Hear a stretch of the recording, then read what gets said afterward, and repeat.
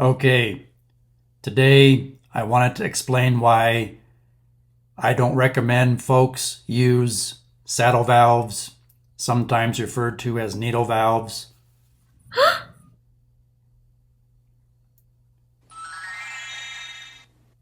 So here's what a standard saddle valve looks like.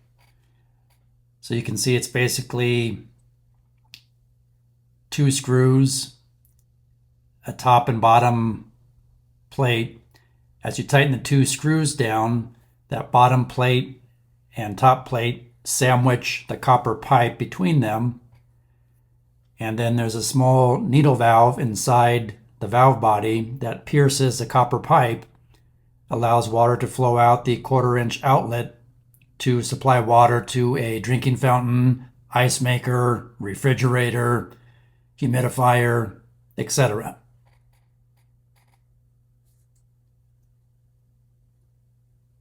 So here's a quick, simple demonstration. So you see we have our 3/4-inch copper pipe. Here's our saddle valve.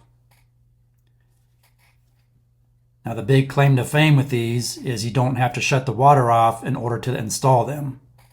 So the way the installation process works, you attach it to the copper pipe that is still fully pressurized with water. Wow. Tighten the two screws down until that top and bottom plate are firmly crimping that copper pipe between them, like this. I'll try to turn it so you can see what I'm talking about. Those two screws is what you tighten down all the way. And that compresses that rubber gasket between that top plate and the copper pipe. And then what you would do is turn this T-handle all the way down as far as it'll go. You see the needle there will pierce the copper pipe. I don't know if you can see that point on camera.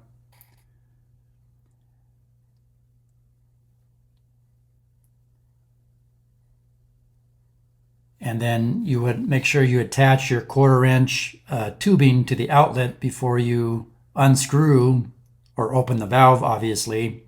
And that will allow water to flow out that 1/4-inch tube to supply water to your appliance. What's the problem with these then? Well, think about it.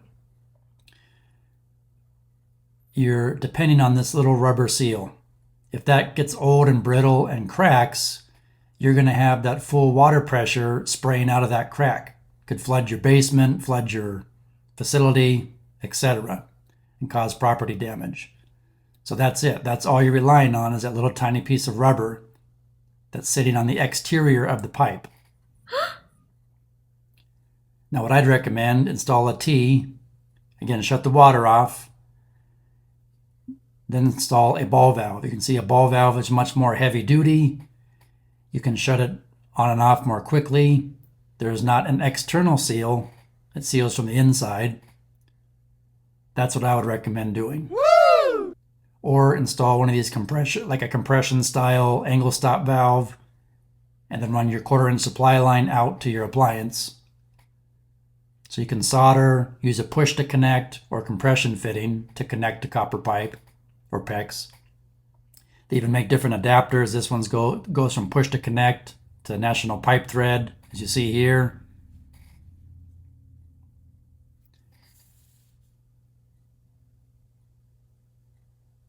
And then this one is a compression adapter to male national pipe thread. They make reducing adapters, so if you need to go from 3/4-inch to 1/4-inch, 3/4 to 1/2 inch, 1/2 inch to 1/4, etc. I hope this information helps.